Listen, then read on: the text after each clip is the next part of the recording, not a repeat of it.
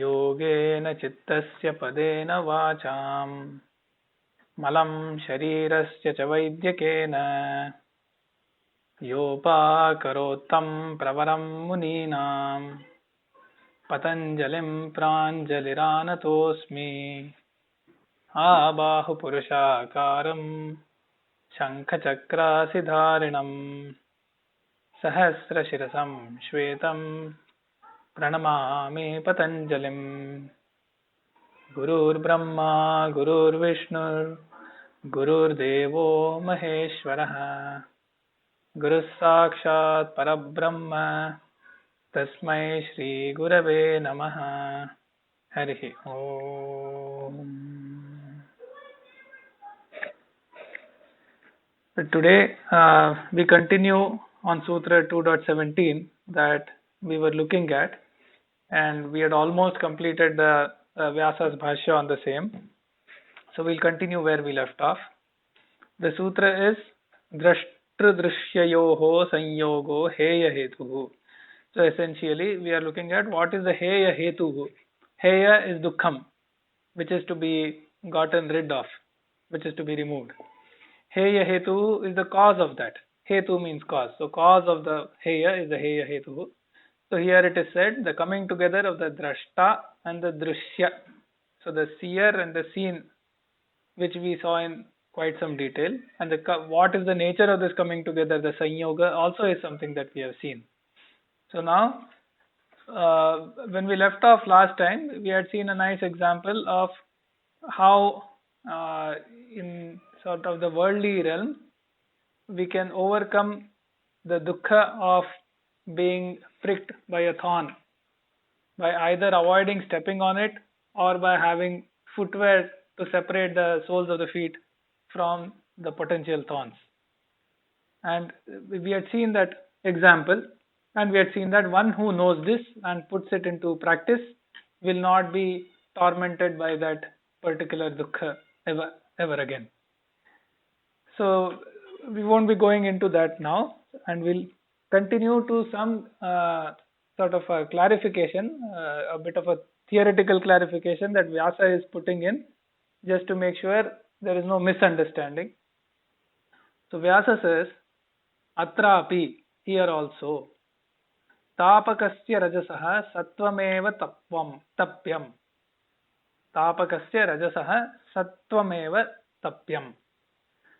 So the tapaka is the rajoguna. So the dukkha, sukha, dukkha, raga, dvesha, it's primarily attributed to rajoguna. And tamoguna is also involved because it prevents vidya, right understanding, jnanam, and so on. So it is a tapaka. It is something that is tormenting. So when there is something tormenting, there is something that is getting tormented. So now the question is, what is that is getting tormented? So the thing that is getting tormented is the tapyam. The thing that is tormenting is the tapaka. So here it says that the raja is the tapaka, the tapya is the sattvam only, sattvameva tapyam. So essentially Vyasa is saying, it is the buddhi sattvam, which is also part of the prakriti, that is the thing being tormented. Kasmat, he asks, tapikriyayaha karmasthatvat. So this particular act of tormenting, which is the tapikriya, of that, the karma means the thing that is getting acted upon by that particular action, by the kriya. So tapikriyayaha karmasthatvat. So the sattva is in the position of the karma. So it is the thing being tormented, where the action is the tormenting. So sattve karmani tapikriya na aparinamini nishkriye kshetragnye. So this is the essential point. What he's saying is the tormenting is happening to the buddhi sattva only and not to the kshetragnya. So the kshetragnya, drashta, all of this is referring to the purusha. And what is the nature of that? It is aparinami. The purusha is aparinamin. So something that cannot have any kind of transformation, influence, effect, so it is entirely unchanging, completely unchanging. Also, it is nishkriya. Nishkriya means that does not perform any action. So it cannot be, since it does not undergo any change. It does not get influenced. It is eternally pure and metaphysical. So na aparinamini nishkriye kshetrajnye. So what is this kshetrajna? Kshetrajna is the knower of the kshetra. So what is this kshetra? In the kshetra is sort of the field in which the kshetrajna has gotten in contact with, right? So in this case, the kshetrajna purusha has a sanyoga with prakriti, and in a sort of a closer look at it, which is called avachchedanam, it is in contact with the chitta and the body. So that is the kshetra, and the kshetrajna is the purusha. So Vyasa is saying there should be no confusion that the purusha is essentially directly being tormented. That's not the case. It is still the chitta and the buddhi sattva, the sattva part of the chitta, the sattvic part of the chitta, that is undergoing the torment. The sattve karmani tavikriya na aparinamini nishkriye kshetrajne. Now he continues, darshita vishayatvat sattve tu tapyamane tadakaranurodi purusha anutapyata iti. So this is again what is called as a Sati Saptami Prayogaha. So he's saying Darshita Vishayatvat, because the Buddhi Sattva or the Chitta, in some sense, as we have seen, presents the Vishayas to the Purusha, and the Purusha is in a quote unquote Sakshi Bhava. He can be considered as a purely unchanging witness. So Darshita Vishayatvat Sattve tu Tapyamane. So the thing that is showing the Vishayas to the Purusha is the Buddhi Sattva, the Chitta Sattva. Now that is undergoing torment. It is Sattve tu Tapyamane. So as it is undergoing torment, Tadakaranurodhi.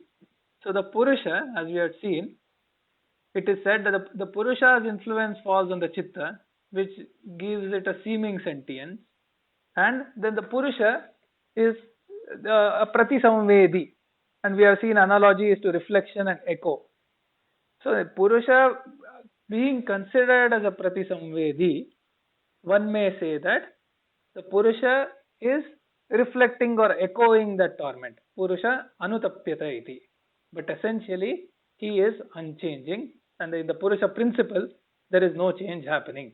And this is the clarification, which is an important clarification, because the earlier explanation can cause confusion in sort of the listener.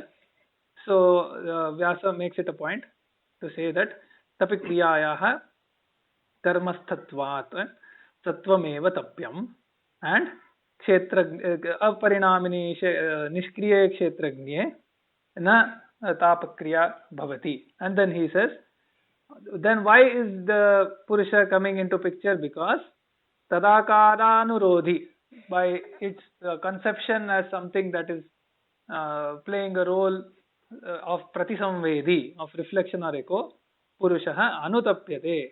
It is said to, or it is attributed to the Purusha as though he is reflecting all that torment. So that is the clarification Vyasa brings in.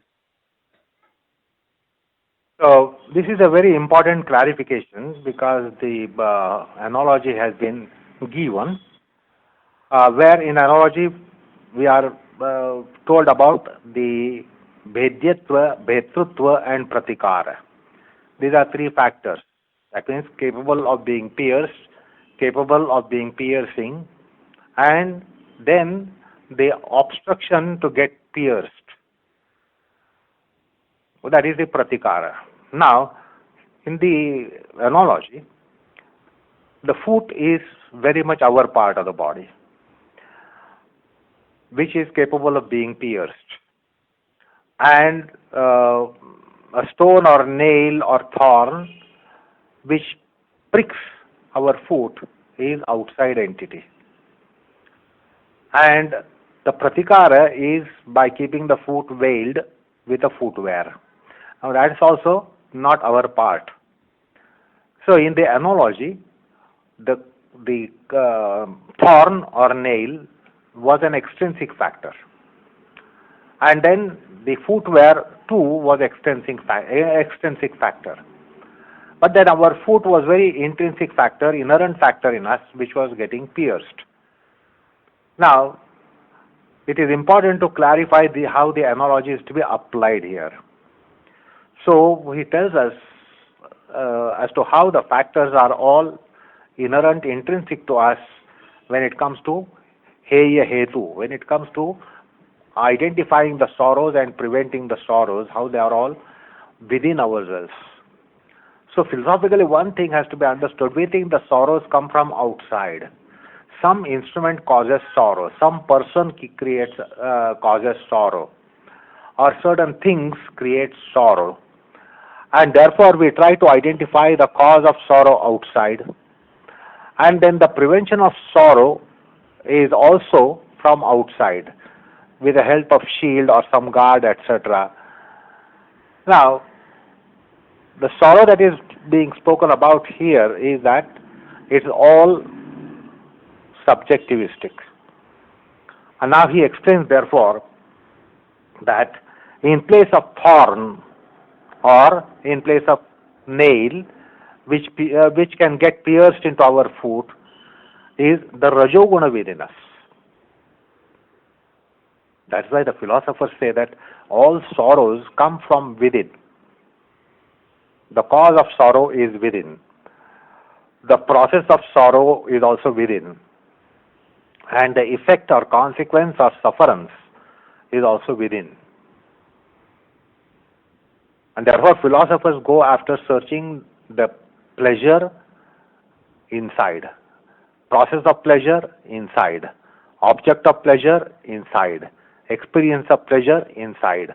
So also sorrow, cause of sorrow inside, the process of sorrowing inside, and the effect of sorrow also inside, which is all within ourselves. It is all intrinsic, inherent aspects in our embodiment. That's the view of Adhyatma. So here he says, in place of thorn or nail, you have to look at the Rajoguna within us. Rajoguna. It is the tapaka. It is the object that will be causing vexation to us. So we are vexed by our own gunas. The three gunas, out of the three gunas, Rajoguna is a vexing guna. That is the one which vexes us. That is the one which gives us vexation. And then what is vexed within us is the Sattva guna. Buddhi Sattva, as it is called, that is vexed. That is tormented. So the tormentor is Rajoguna within us, and the tormented is Sattva guna within us. That's why Sattva guna is called Tapyam, and Rajoguna is called Tapaka. So we have to look at the thorn and the tormentation and the prevention of tormentation, everything within. You can be preventing getting pierced by wearing a footwear, but what will you do to prevent a sorrow in the form of sanyoga that is caused? You can't be having any chitta wear. Like footwear, you can't have a chitta wear, putting on it and then not feeling the sorrow. So it is all internal management. Sorrow management is all internal management. It is all Adhyatmic management. One of the meanings of Adhyatma is that everything is within. The doer doing done, the vexer vexed and vexing is also within. The tormentor, the tormented, the tormenting is also within ourselves. This is the philosopher's view. And therefore, Vyasa makes it clear. So Sattva guna is tormented.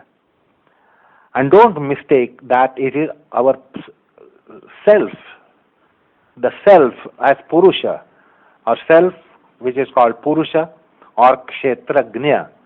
It is not vexed, because we have seen that it's a metaphysical principle and it is It is immutable principle.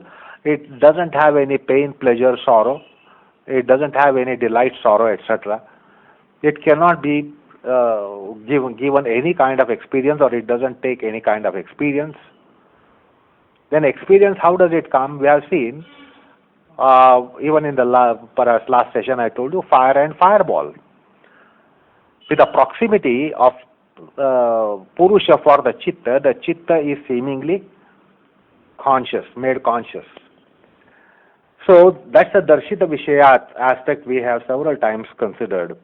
It is on account of that we get tormented. When we get tormented, it is the Sattva Guna within us gets tormented. And it is not the Purusha as such.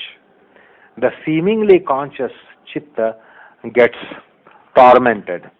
That is why that's how this analogy is to be understood. How does it get applied in the case of description here, the Heya Hetu, which is being discussed in the sutra, the Heya which has been already discussed, and Heya Hetu which is being discussed, how it is all within ourselves. So it is because of the Darshita Vishayatva and Pratisamvedana that the subjective entity within us is seemingly tormented, not actually. So it's a virtual reality that we are tormented in this world. So he explains how this analogy should be applied. And because of the Vritti Sarupya, the Purusha seems to be getting tormented as well, which actually is not the case, because he is only a Kshetragnya. He is only a Kshetragnya, that is knower of the field of whole embodiment, from gross to subtle, from physical to psychological, mental. So he is only knower of it. Now, it doesn't mean the knower will be sorrowed. If I see that something is sorrowed by some event outside, it doesn't mean that I am sorrowed. I see the sorrow of someone. So similarly is the case of Purusha, who is Sakshi. It sees that something is sorrowed. But in metapsychological phenomenon, it is considered that we are tormented. I am tormented. So again, he brings that metaphysical reality for us to be citing, in spite of the analogy that is being given. So we should not be just getting overwhelmed by the analogy. We should know how the analogy is to be applied here, and Vyasa gives that clarification as to how this is to be applied here. So the tormented is also a part of us.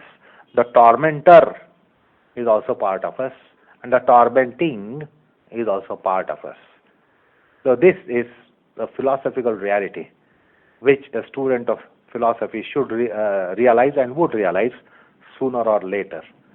So we'll understand how the worldly events are happening in our life around us are actually to be interpreted, which will be adhering to the reality and not virtual reality. So that's how the analogy has been beautifully explained, opened out, deciphered by Vyasa in these few statements here. Okay. Yes. So let's move to the next sutra. We are still in the context of the Heya Hetu, right? The cause of the Heya, which is Dukkha. And in the last sutra, we saw that the Hetu is the Sanyoga of the Drashtra principle and the Drishya principle. Now, Patanjali will go further to specify, and Vyasa will explain what is this Drishyam. So Vyasa introduces by saying Drishya Swarupam Uchyate. So now Patanjali will give us the Swarupa, the form of the Drishya. So the Sutra 2.18 is Prakashatriya Sthiti Sheelam Bhutendriyatmakam Bhogapavargartham Drishyam. Okay, so what is this Drishya? It is Prakasha Kriya Sthiti Sheelam Bhutendriyatmakam Bhogapavargartham Drishyam. So in a very short, succinct statement, a lot is being said. Prakasha Kriya Sthiti Sheelam. What is Sheelam? Sheelam is sort of the nature, the Swabhava, the natural way that it's the tendency or very nature of it. So the nature of the Drishyam is that of Prakasha, Kriya and Sthiti. And we'll see what that is. Now just a little bit there. So Prakasha refers to essentially Aloka, the ability to see and know. And see here refers to all the senses and not only the visual sense. Later we'll see that this also, when we say no, it is also there is a shade of jnana. So it is also about the good and the right here. Kriya is about activity. Now in the activity, in the context of Raja, we'll also see that this activity can lead to desire to act, desire to achieve, ambition, raga, dvesha and all of that.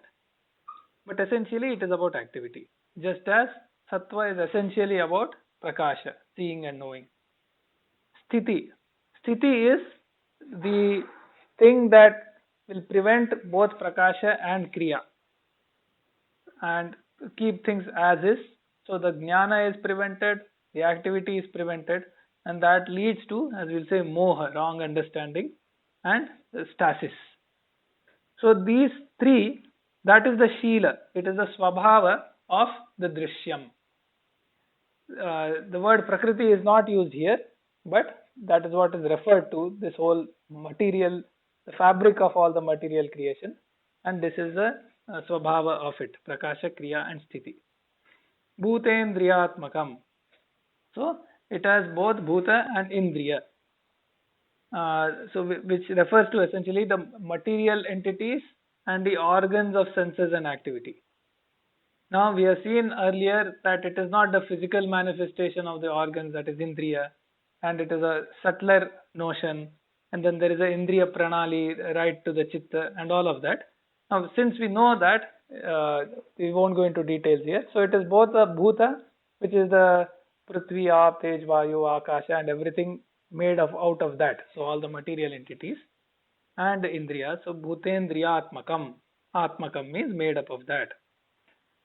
Bhogapavargartham. So there is also a prayojanam. It is there for a certain purpose.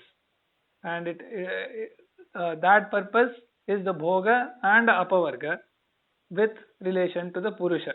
So the experiences, the anubhava or bhoga of the or for the Purusha, and the apavarga, the moksha, the jnana and the disunion with it. So that is apavarga. So for both of that, the Prakasha, Kriya, Sthiti, Sheelam, Drishyam will be present, will exist. So Bhoga Pavargartham Drishyam.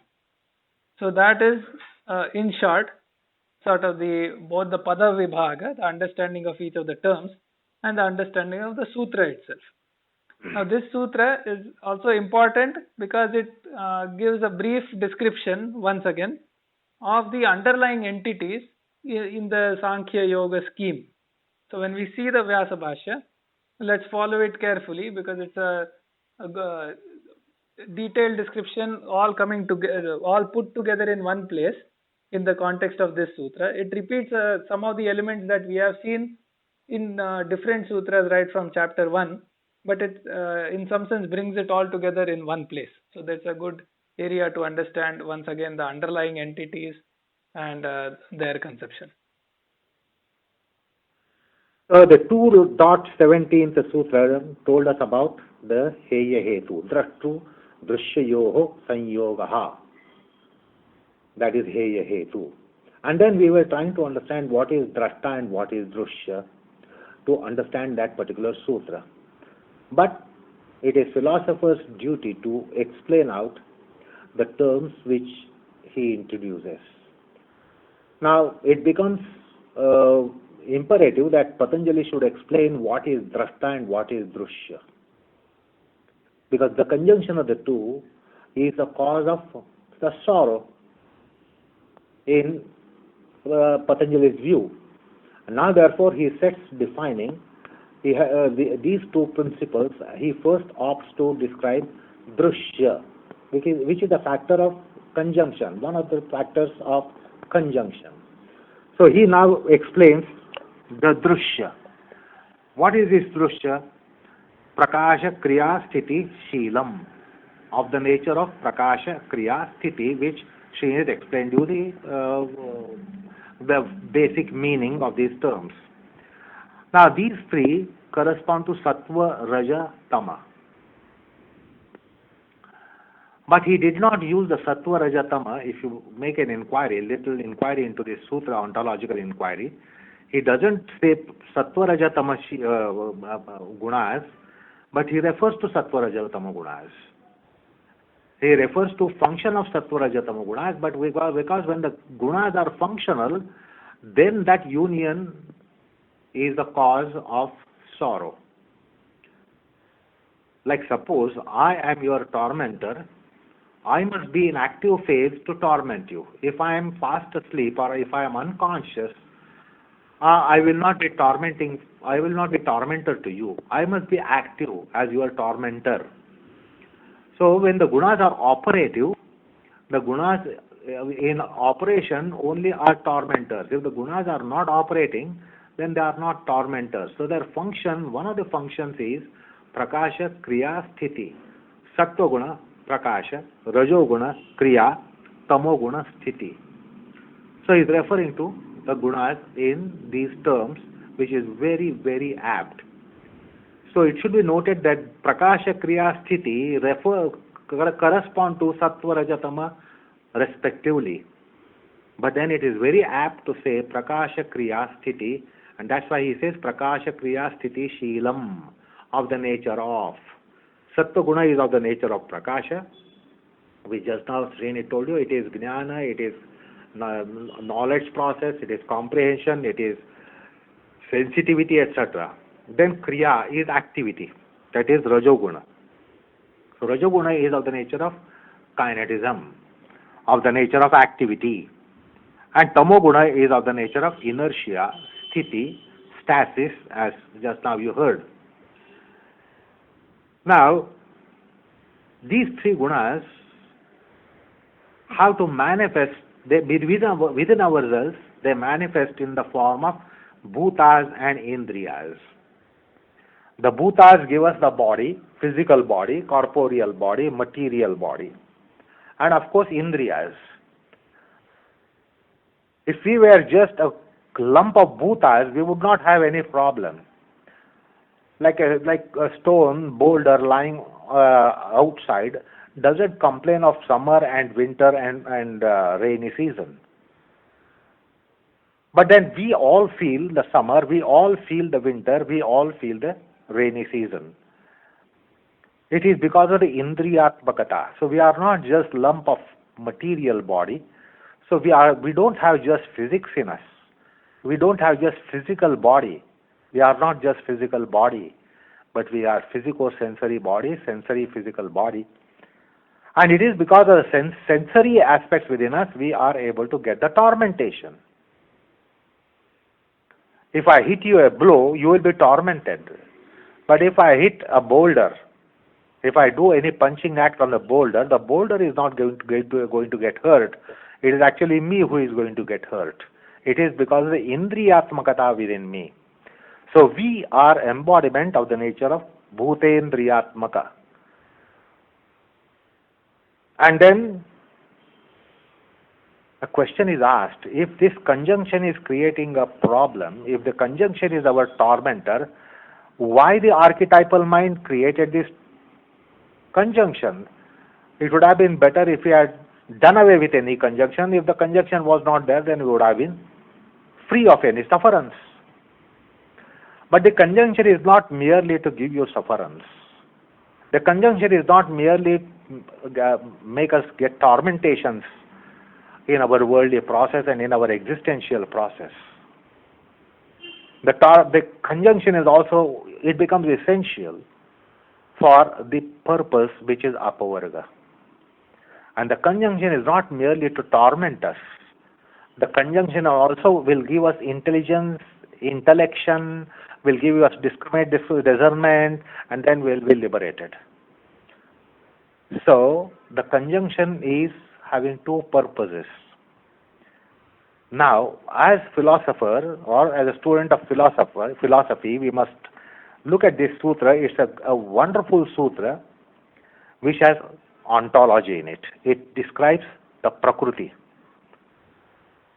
So it is describing the Prakriti, so therefore there is ontology in the sutra. And it is also mentioning a aspect of cosmology and the creation. Creation aspect here is by bhutendriyatmakata. So the manifestation of Prakriti is in the form of bhutendriyatmakata, physical and sensory embodiment. Sensory means not just five senses, but internal senses as well. Manas, buddhi, ahankar, bhavana, all kind of psychic acts. So the cosmology is also coming in the sutra. So out of the unfoldment cosmology, I told you that the cause of sorrow was actually not out of our activity. We have not created this conjunction ourselves. Conjunction is part of creation. So at the launch of creation, this conjunction has happened. And therefore, we are facing the experience in the world in the form of sukha, dukkha, moha. So the conjunction is part of cosmology. So it also slightly touches cosmology subject matter of metaphysics. And in God's creation, there is nothing that is purposeless. There is always a purpose behind whatever that archetypal mind does. The archetypal mind doesn't do anything purposelessly. So that is called teleology in metaphysics. So this sutra is really circumscribing aspect of ontology in metaphysics, aspect of teleology in metaphysics, and aspect of cosmology in metaphysics. Bhoga pavargarthata is the purpose of conjunction. It has both positive and negative aspects of conjunction. There is good and bad as both in conjunction. The conjunction is not only to torment us. The conjunction is also there for us to have deliverance, liberation, by intellection, by wisdom, by viveka khyati, by aviplava viveka khyati. So this sutra is a marvel. Enormous subject matter has been stuffed into this sutra. So this is the skill of Vaiyakarani Patanjali that can be seen here. As a Vaiyakarani, as a grammarian, par excellence, he has compressed an enormous matter of metaphysics into this sutra. So that's the sutra, Prakasha Kriya Sthiti Sheelam Bhutendriyatmakam Bhoga Apavargartham Drishyam. So there is namely ontology, factor of ontology, one factor of ontology, and then there is factor of cosmology and a factor of teleology in it. So it's really marvel in philosophical world, philosophical literature. No philosophical literature has so much matter in one statement. So that's really a marvel. So Drushya factor is being discussed, is being explained, is being defined, because that's one of the factors of conjunction. The other factor of conjunction is Drashta. So this is one factor, Drushya, and that is what is being explained, defined here. And this is a marvelous piece of definition of an entity called Drushya, which is a factor of conjunction. Okay. So Vyasa begins by clarifying Prakashashilam Sattvam. So whatever is referred to as Prakashashilam in the sutra, in the description of the Drishyam, that is Sattvam. Prakashashilam Sattvam. Kriyashilam Rajaha. Sthiti Tama iti. So Prakasha, as I said, is Aloka. There is another text, Yoga Siddhanta Chandrika, which has a nice definition of this.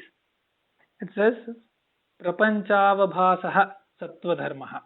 So the Prapanchavabhasa, the being able to see, it is the same as Aloka, but being able to see and sense this entire Prapancha or the world, which is a Sattva Dharma, an attribute of the Sattvam, that is Prakasha. So the Prakashashilam, Sattvam, Prakashashilam refers to Sattvam. Kriyashilam Rajaha. So what is Kriya? Yatna, Chalanam. So activity and Yatna, whether mental effort or physical. Kriyashilam Rajaha. So it is also described as Pravrittihi, Rajasaha Dharmaha. So Kriya is nothing but Pravritti. It is the attribute of Raja. So you can either say Kriya Rajasaha Dharmaha or you can say Kriyashilam Rajaha, which means the same thing. Sthiti Tama iti. Prakasha Kriyayoho Sthaganashilam. So something that will obstruct both Prakasha and Kriya. And it calls by the Sthagana, it maintains Sthiti or inertia. That is Tama. So Niyamaha Tamasaha Dharmaha.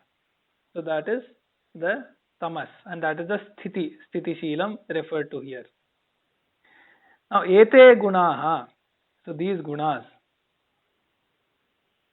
Now, here again there is some clarifications from a Siddhanta point of view that we need to do, but let's first see this sentence.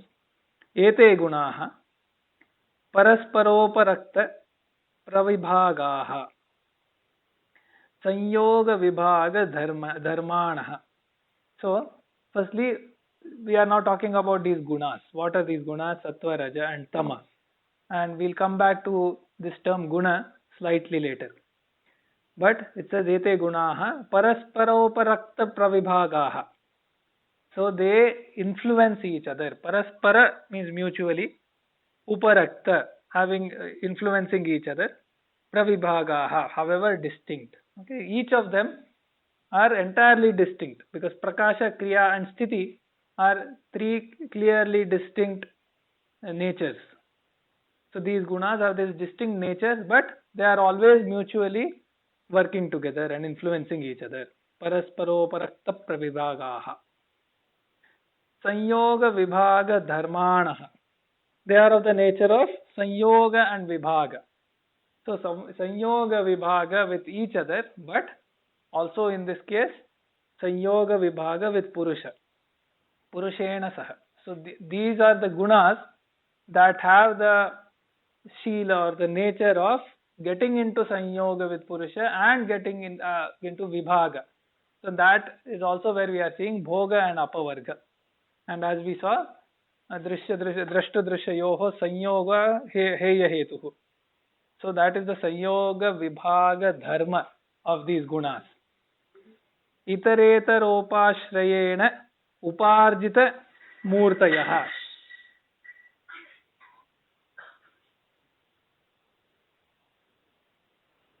So, by each other, itaretara upashraya. Upashraya means, in some sense, assistance, sahayata. Itaretara upashraya, tena, itaretara upashrayena. Uparjita murtayaha. They manifest. They get their form and come into being. So, essentially, they are always together, and at any point in time, one of them manifests stronger, but the other two are always present with them. So, itaretara upashrayena uparjita murtaya, getting manifestation. So, all of these terms are qualifying these gunas. So, they are in some sense describing words for the gunas. And each of this has a lot of, is providing different sets of principles that we have to understand describing this whole Prakriti. Parasparangangitve api asambhinna shakti pravibhagaha. This is one large compound word, again a describing word for the gunas. So paraspara, mutual. Angangitve, so anga and angi. So there is this notion of anga angi bhavaha. So anga, loosely let us say anga is like the body. Angi is the one whose body it is. Or, I mean, body, often we think of a living person. We could also say that there is a thing which has a certain form or a certain body, and it is the body of a certain thing. So the angi is the thing that whose parts the rest of the things are. So paraspara anga angitve. So mutually, one of them may come into greater manifestation, which is we refer to as uparjita murtihi, and the other two are always together in sort of assistance but a suppressed state. So the two become the anga, and the main one becomes the angi. So mutually they get this anga angi bhavaha. So paraspara anga angitve api, even given that there is a paraspara anga angitvam, asambhinna shakti pravibhagaha. So shaktehe pravibhaga. So that all the three, they have a clear distinction in their capabilities or in their very natures, like we saw. There is prakasha, kriya and sthiti. So that distinction is the pravibhaga, shakti pravibhaga. That is asambhinna. Asambhinna means not discontinued, not broken. So that continues. So the distinction is always maintained, even when there is a paraspara anga angitvam. So therefore, there is a single word that says paraspara anga angitvepi asambhinna shakti pravibhagaha. So this is what is the gunas are. Okay, so let us, I think we have covered several things, so let's see this sentence again. Ete gunaha, these gunas, parasparoparakta pravibhagaha. So they influence each other mutually, but they are distinct. Sanyoga vibhaga dharmanaha. They have the nature of coming together and going apart. Also with the Purusha, they have the nature of coming into union or going apart from the Purusha. Sanyoga vibhaga dharmanaha.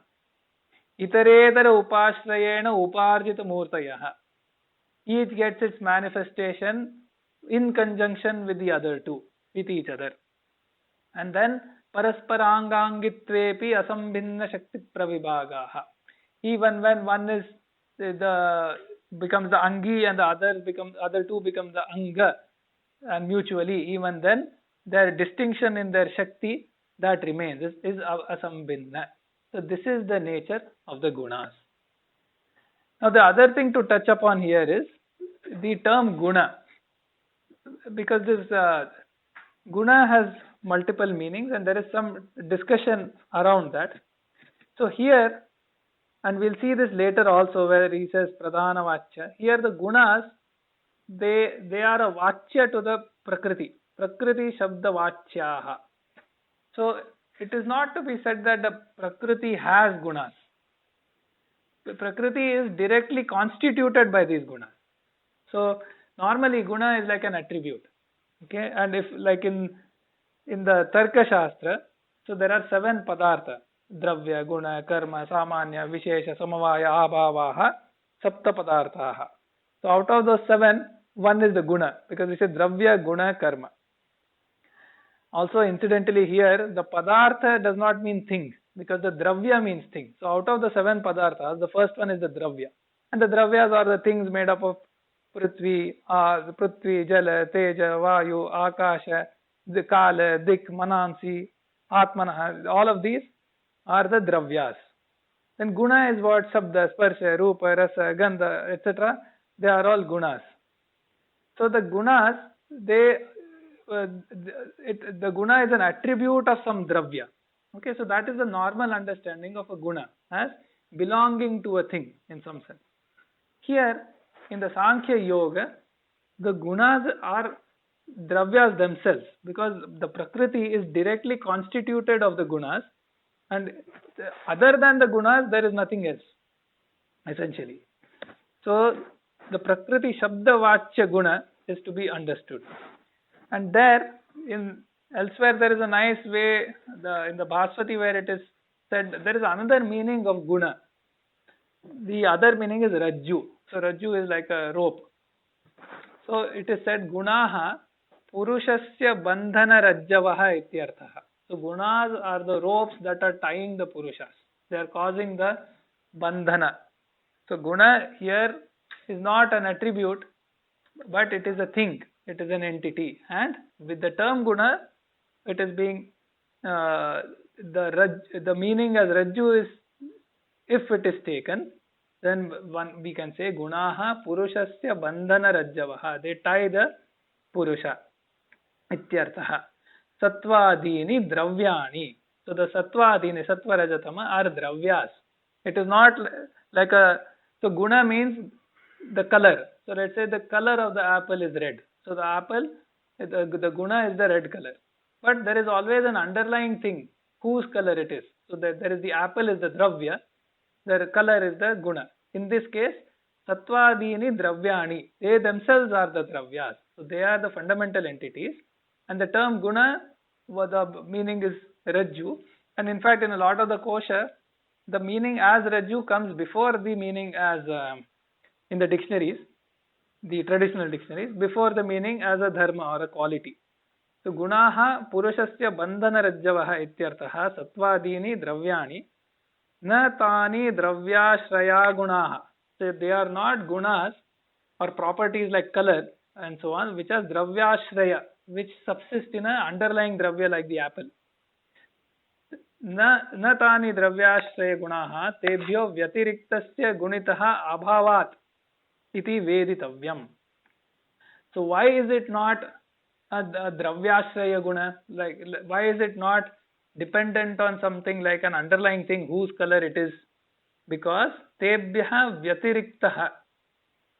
So other than these, there is no Guni essentially, because other than Sattva Rajatama, in the Prakriti realm, there is nothing else. So Gunitaha Abhavat. Because of lack of anything else, these themselves are to be understood as Dravyas or entities of the nature of the Purushasya Bandhana and Purushasya Bandhana Rajjavaha. So that is another underlying principle that is to be taken in mind, and it is sort of a very characteristic conception of the Sankhya Yoga scheme. And then the Bhagavad Gita takes it to, there is a lot of slokas and a lot of explanation spent on this Sattva Rajatama, and that is also quite interesting. And here I'll mention some of the Bhagavad Gita lines which are very relevant here. So one is, we saw here that Paraspara Uparakta Pravibhagaha, Paraspara Anga Angitvam, which means they are influencing each other. They still remain distinct, and at one time one can become stronger among the Sattva Rajatama. One manifests itself more strongly, but the other two still remain with it. So in the chapter 14 in the Bhagavad Gita, it says, Rajas tamaschabhibhuya sattvam bhavati bharata, rajas sattvam tamaschaiva, tamas sattvam rajas tatha. So essentially, having suppressed Raja and Tama, Sattva will rise. Similarly, Raja will rise having suppressed Sattva and Tama, and the Tama will rise having suppressed Sattva and Raja. So the same thing that Vyasa has said here has been in a poetic form in the Gita. And then the Gita also describes this Prakasha Kriya and Sthiti in the same chapter. It says, Sarva dvareshu dehesmin prakasha upajayate jnanam yada tada vidyat vivruddham sattvam ityuta. So when in all the dwaras, which is referring to indriyas of this body, dehe asmin, prakasha upajayate. So there is this aloka. It is the jnana instrument rises. Jnanam yada tada vidya. Then it is to be understood. Vivruddham sattvam ityuta. The sattva has become the most prominent. Then lobha pravritirarambha karmanam ashamasprha rajasyetani jayante vivruddhe bharatarshava. So rajasi vivruddhe, when the raja becomes prominent, what happens? Lobha pravrittihi arambha karmanam ashamaha spruha. So there is desire, there is activity, there is a absence of suppressing or controlling or regulating the activity. So all of that happens when the raja becomes prominent and rises. Then aprakasho apravrittischa pramado moha evacha tamasyetani vivruddhe bharatarshava. So essentially there is aprakasha, the opposition of the prakasha. Then the opposition of pravritti, which is a raja, the raja quality. Then pramada and moha, wrong understanding, because the sattva is suppressed, and moha, delusion. When tamasi etani jayante vivruddhe kurunandana.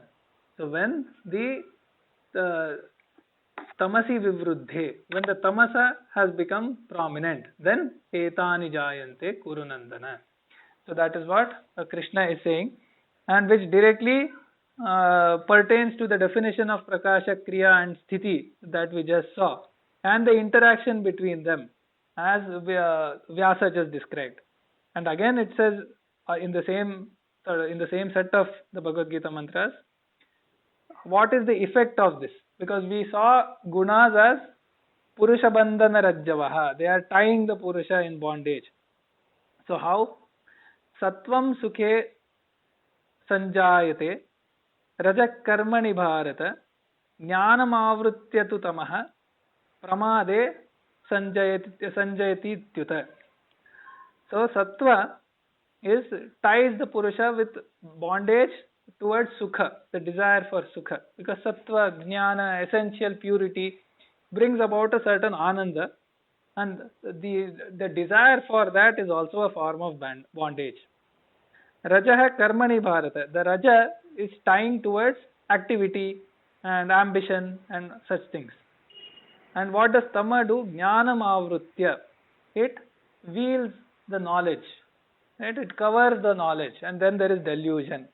And pramade, in wrong actions, right? The wrong understanding leading to wrong delusional actions.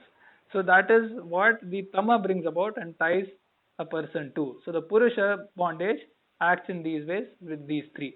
So here what I'm trying to show is how the Patanjali's Sutra and the Vyasa Bhashya and the Sankhya Yoga scheme firstly is quite distinct and unique in the conception of this material world, which is different from say Nyaya and Vaisheshika that I just described. And the meaning of guna has to be properly understood here. And secondly, the Sattva Rajatama as described by Gita, how beautifully it fits with the concepts explained by Vyasa. So as I said in my previous statements, that this sutra is encompassing the ontology, cosmology and teleology, metaphysical subjects. So we obviously understand that it is something which is going to be something very difficult, terse and technical. So Vyasa takes the responsibility to open out the metaphysics in the sutra, and cosmology in the sutra, and teleology in the sutra. That is why he had to use such fat words, heavy words. Like in case of a document, we have a forensic language. It cannot be simple language for everyone to comprehend, or at least the parties to contract to comprehend. Many times the parties to contract don't comprehend the language of the document. Yet it has to be drafted in that way. So because such subject matter has been compressed in the sutra, Vyasa takes responsibility to open it out, and then he goes on explaining how the Prakriti, Prakriti in English is best rendered as creative cause. The Prakriti is outside us, in the nature outside us, and the Prakriti is also within us. Now the reference here is to Prakriti as within us, as Drushya, not the Prakriti outside us as Drushya. That is also Drushya, that's also seen category. But then how the Prakriti works within us? We know the nature around us in the form of sun, moon, stars, sky, and the nature on the planet, nature outside the planet, etc., etc. But how the same nature, same material is constituting our own embodiment. So that's why it's a marvelous creative cause. Prakriti is really a marvel. What is making oceans and mountains and stars and planets and galaxies? The same material, same matter is our matter. It is our material. That's why the archetypal mind's matter with which the universe is turned out, we are turned out, the matter is one and the same. And that is why it is not easy to understand what the Prakriti is. Because Prakriti is a creative cause, as it means. So it is creating all that nature outside us, on the planet, outside in the galaxy, out of the galaxy as well, out in the universe as well. So this is the material with which the entire universe has been created. That's the material cause of everything on the planet, outside the planet, in the solar system, outside the solar system, in the galaxy, outside the galaxy, and the whole universe. That's why it's enormous creative cause. Prakriti is really enormous material. So that's why it will be difficult to understand. Now, how this material is within us, how these three gunas are working within us, has to be explained, because we are discussing with that cause of conjunction. The Prakriti within us and the Purusha within us, they are having conjunction. So he starts explaining how the Prakriti is working within us. So therefore he says these three gunas, Sattva, Raja, Tama gunas, which in the earlier statement he explained as Prakash Shila, Kriya Shila and Sthiti Shila. Now he says these gunas, they get mutually uparakta. They get mutually attracted to have interface, interaction within themselves in this embodiment. So Sattva, Rajatam Guna, three gunas have interface and interaction within us by way of pradhanatva and gaunatva. A guna will become pradhana guna. One of the three gunas will become pradhana guna, and other two gunas will come in subserviency. So if the Sattva guna is pradhana guna, major guna, main guna, Rajatama gunas will subserve. Now actually in their nature, if you see their intrinsic nature, they are mutually in contrary nature. That's why although they are contrary in nature, they are diametrically opposite in their manifestation. Although they are diametrically opposite in nature, they should actually end up in a fight. But that doesn't happen in God's creation or the creation of the archetypal mind. So they start having interactions within themselves, and they take the role of being secondary when something is primary. When the Rajoguna is primary, the Sattva Tama gunas will be playing a secondary role. When the Tamoguna is the primary, Sattva Raja Tama gunas will play second fiddle, third fiddle. But they will not fight with each other. That's how they come together in a manifestation. That is why this manifestation is called cosmos and not chaos. It is universe and not diverse.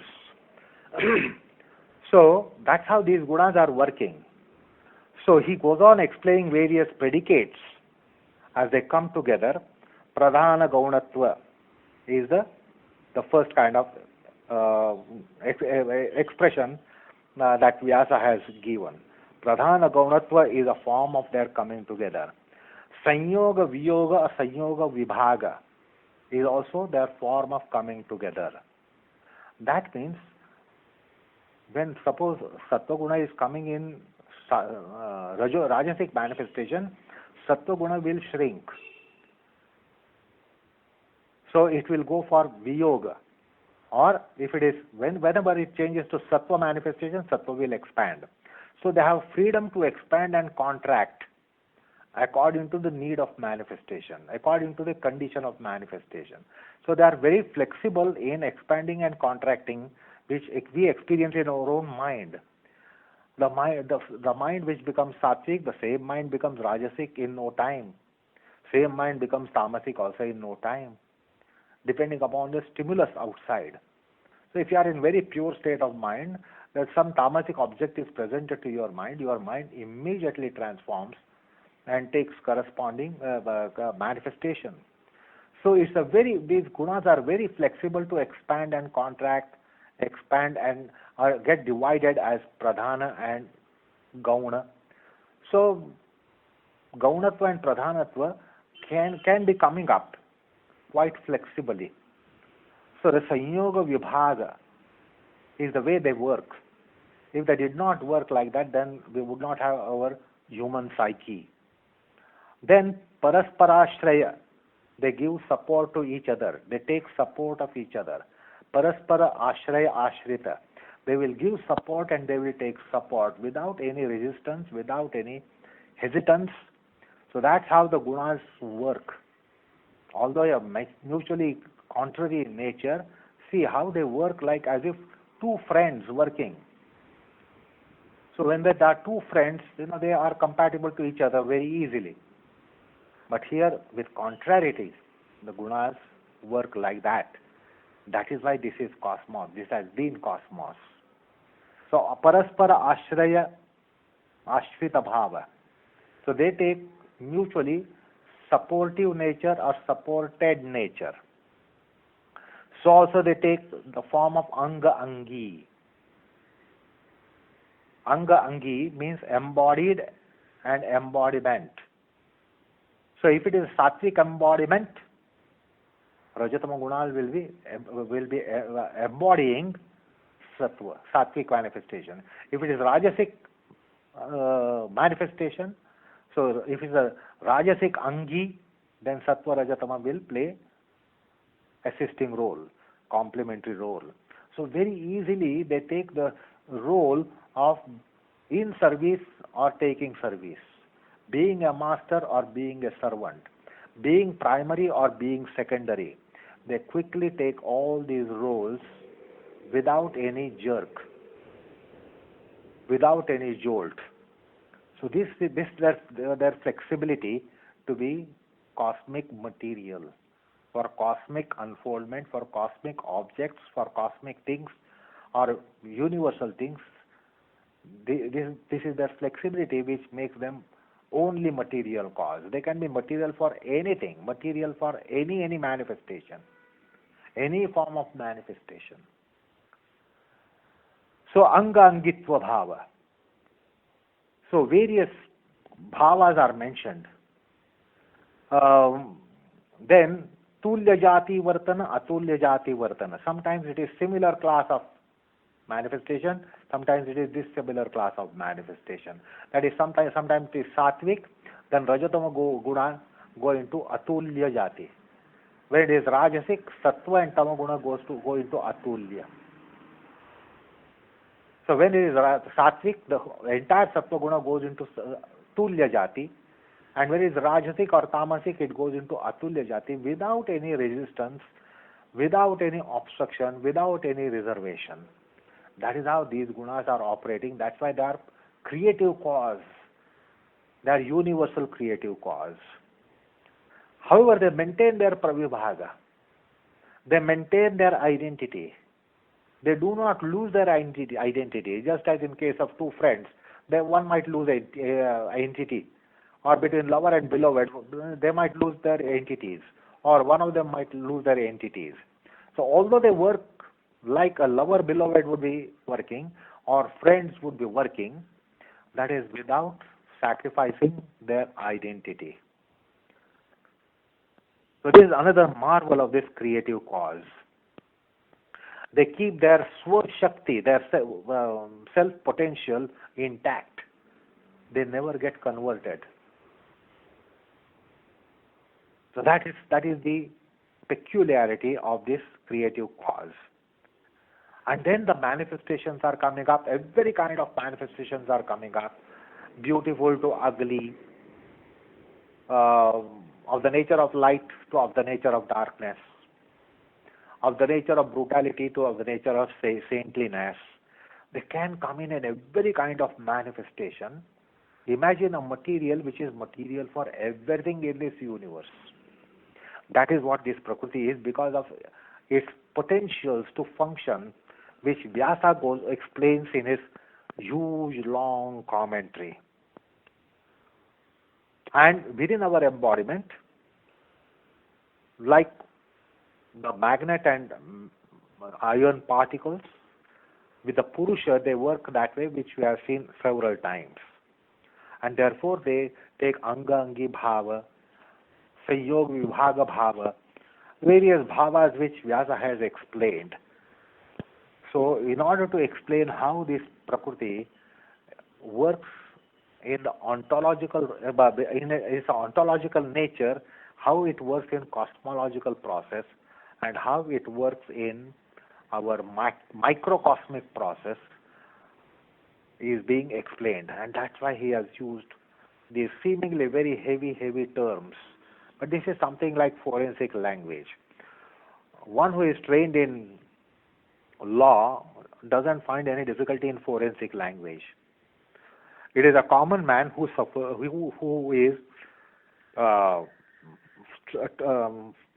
having a trouble in understanding it. So anyway, the metaphysics is being opened out. Therefore, it won't be common man's language. It won't be language of worldly activity. So we will have to put up with this and get educated to understand these beautiful predicates which Vyasa has mentioned as to how Prakriti functions, particularly as a Drushya within ourselves. Because the Drushya category within ourselves is the cause of sorrow, not the seen category outside us. That's why philosophers don't blame outside matters, outside factors, outside objects for their sorrows. They point out something within themselves. To be happy or to be sorrowful, they see the reason is within. It's not an object that gives happiness to a person. The object received within one's mind, like the rose outside, doesn't give pleasure to us. The rose which has been depicted in our mind is that is the one which gives us pleasure. The pratyaya of the rose is a pleasurable object. Rose as such is not a pleasurable object, because if you are unconscious, if you are fast asleep, that rose is not going to give pleasure. Only when it is reflected in our psyche, the pratyaya of sukhatmaka vishaya gives sukha. Object doesn't give sukha. The pratyaya gives sukha. Pratyaya gives dukkha. So how the Prakriti works in our psyche, consciousness, is to be understood here, and that is how it is being described here. So the matter is, Prakriti is really a marvel. And to explain this marvelous entity, Vyasa is using all these various predicates, which are little difficult for us. They are terse for us, because we are not familiar with this. So once we start understanding how Prakriti is really creative cause for entire universe and also the microcosmic universe within, then there will be some comprehension of these predicates. Anyway, the sutra is explaining how the Prakriti is working, operating within us in this sutra. So we saw first this long second statement of the commentary. See this long statement, because he wanted to explain how the gunas work within us. There is much to get to know about this sutra, which in the following parts of Vyasa's commentary will be countered. Okay. Okay. So we'll stop here and we'll continue in the next session. So let's recite the shlokas on Guruji. We'll stop. वैज्ञानिकं प्रवक्तृत्व आसनेषु कलाविदं योगाभ्यासे च तत्त्वज्ञं वन्देऽहं सुन्दरं गुरुं योगवृक्षो हि लोकेऽस्मिन् यत्प्रेरणेन वर्धितः योगाचार्य गुरो तुभ्यं सुन्दराय नमो नमः. Thank you. Thank you. Namaskar, all of you.